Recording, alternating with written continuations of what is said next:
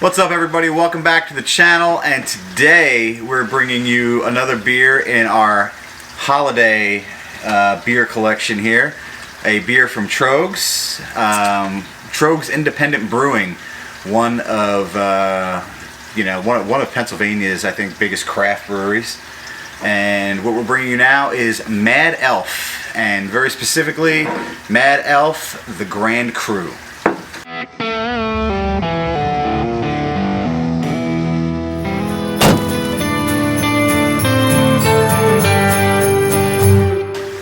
%. Ooh, 11%. Starting the holiday party, right? Yeah, 11%. Typical. I mean, I don't want to say typical, but holiday ale, which is usually what they are. Brewed with Belgian yeast. All right, and they corked that baby. Did they cork it? Which I'm interested to see how hard it is for us to take. So, I mean, I'm excited. 11% and cherries. You had me at 11%. Cherries. Not a huge fan of the cherries, but that's typical with a lot of the holiday beers. Let's get this one going. All right, let's start unscrewing.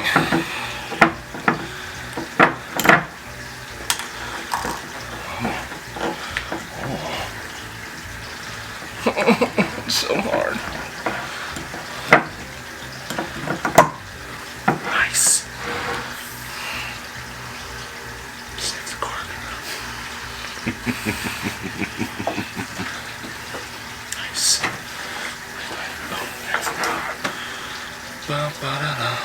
Ooh. That is also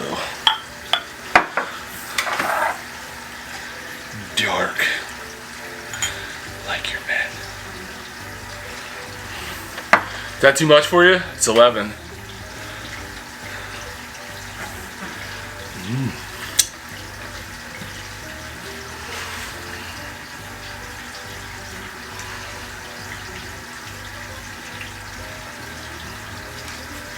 So have you had the regular Mad Elf?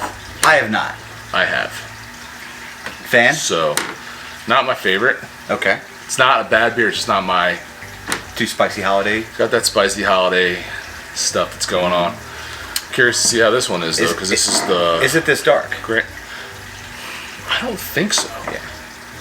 But it's been a minute, so don't quote me on that. Oh my. Oh boy.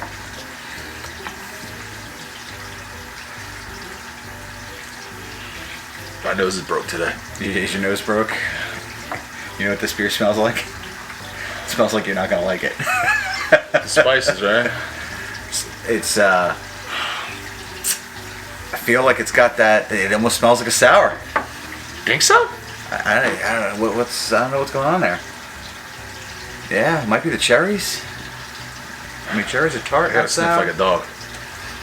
So this is the color of beer that I would, when they put chocolate malt on the malt bill, this is kind of what I would expect. Dark. You know, it is dark. It's darker than last week's. Yeah, it's pretty dark. Pilsner malt, Munich malt. Brewed with lots of cherries. What kind of cherries? Balaton cherries. Google that. See if he's correct. Mm-hmm. The pronunciation, that is. How do you think it's pronounced? I don't think you're wrong. Yeah, Balaton cherries. Belgian yeast, though, and that might be where some of that character is coming from. All right. Well.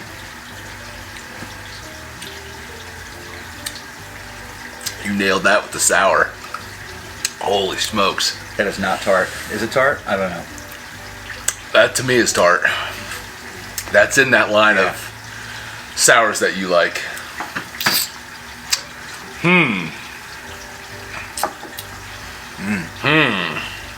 I definitely get sour off the bat. Now I'll go back and see if I taste anything else other than that. Yeah, it's sour. I knew when I smelled it you weren't gonna like it.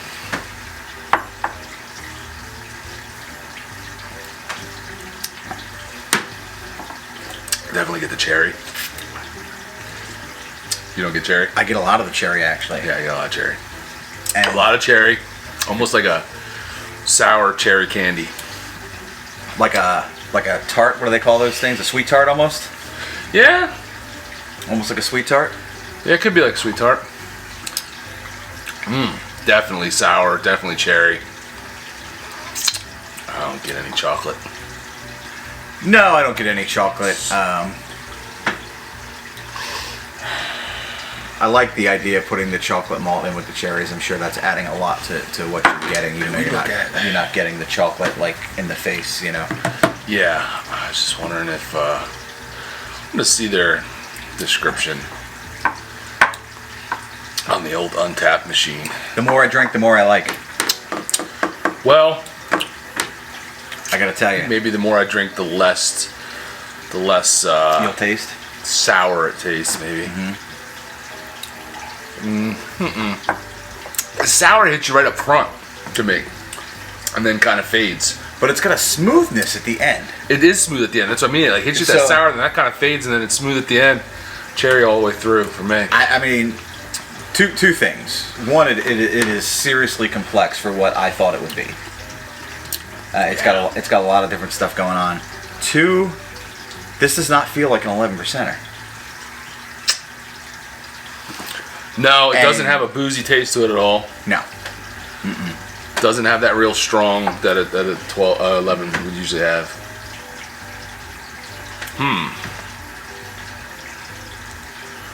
I'm impressed that they got this flavor beer,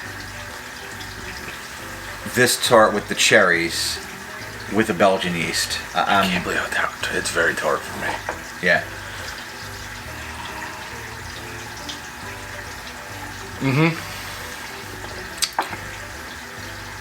I don't. Nice mouthfeel though, especially at the end. Like, I like the finish. The finish of this beer is my favorite part. Yeah. I don't especially. I wish it were a little less tart in the beginning, because it hits you hard. Like the tartness hits you hard, but the finish is nice. It's almost velvety. It is kind of neat though how it hits you hard, and then it like fades real quick. Yeah. It doesn't. It's not like a lot of beers that are sour. They're just sour. Yeah. Or I guess sour beers. They're sour, and you get that sour, pretty much all the way through. This it does. It like just fades, and then it's smooth at the finish. I feel like burger, red meat, some fat to cut that tartness. Roast beef would be, or like a prime rib. Like maybe a prime rib. This would be ideal. Like prime rib I really think. Got any on you? We have more of this. I gotta tell you, we should probably make a steak. Maybe while we're still here in the holiday time, and try it with this, because this, I think if you had that on your palate, I don't think that tartness would be like. Yeah, probably. You're probably right, yeah. So dominant in the beginning, and the finish of this beer is so. The finish rescues it for me. If it didn't have that finish, I probably wouldn't like it at all.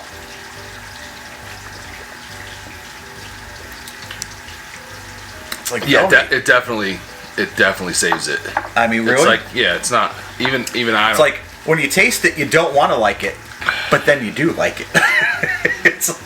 Correct me if I'm wrong. For those of you that have had it, the regular Troeg's Mad Elf is not as tart. I don't think it's tart because it doesn't have the cherries. I feel like that had more. It was more spicy.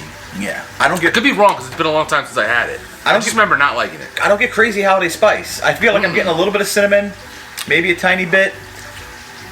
Something else maybe tingly, but the cherries I'm getting. I mean, they're not kidding when they say embrace the cherries. I mean, that's a lot of cherries. Well, that's the overwhelming flavor once you get past the sour tartness. That finish is money. I dig it. I really, now I want to try it with some meat. Right? Yeah. We might do a little redo. I will. Might do a little redo. I mean, you get that long ride home. It's a ways. So, and even the head on it's got that little bit of a pink hue, I think, from the cherries. Yeah. What do you think the average score on Untapped is for this? The average score on Untapped for a Troeg's beer. So here's the deal. Troeg says that they have, you know, they have a cult following. They have people who really love this beer. They put out some good beers. I mean, They do have some good beers. the Troeganator, Hopback. They put out the Troeganators like their double bock. Excellent beer. I think an Untapped 3.5. Out of 14.1K, the average score is just over 4. I told you, cult following. 4.04, which I don't understand how they get that because I thought you can only do it in another. Well, they're averaging, right? Yeah. So this is not a 4.0 beer for me. Maybe it is. I don't know. Really? It sounded like the way you're talking about it. Well, Like, because like I said, initially I don't like all that tartness. So I mean, you need this with food. I mean, I guess like most sours you need them with food, but this you need with food. So we're gonna have to. yeah, it's 11%. You better eat something. Ooh, boy. Yeah. This will sneak up on you though because it does not have 11% taste to it. I get no booze, and you know I'm sensitive to the booze. I'm not getting any booze, and that's the cherries. Yeah, you start crying about smelling the booze before I even open the bottle usually. It's good. I would give it probably... I'm definitely getting that Belgian malt smell though now. Just based on the tartness, which I'm never really into, the overall experience, it would probably somewhere between a 3.5 and a 3.75. Yeah, I could go 3.75 with it, I think. I couldn't go as far as 4 just because of I can't see myself getting a tart beer at 4. Listen, I can't go over 4. That's for sure. No. Maybe with some food. You know, I mean, really just the fact that they corked it in this cool bottle, I should probably give it a 4. But that is cool. It is super tart up front. It's got a cool little logo on it. It's holiday, a little dark holiday look to it. Like, yeah. Oh, 15 IBUs. Yeah, this is not a. You know, these holiday ales are not hop dominated usually. Okay, so probably wouldn't buy again, except maybe to give it a whirl with some food, like you said. Yes, and this. I mean, if it goes great with a steak or some sort of beef, then maybe I would do that. I feel like this 4-pack was around $13. Again, not bad. Was it a 4-pack of bottles, or was it a 4-pack of bottles? Really? Yeah. That's actually not a bad price at all. So it's. Listen, I don't like the tart. Which is very weird to me that you don't like the tart. It's a lot of tart to me. You have like much more sour beers than this. I don't know. You think Stacy would like this? She might, because it's not bitter. She's a bit of a tart. Easy. She's watching this. No, but she does like the sour beers, right?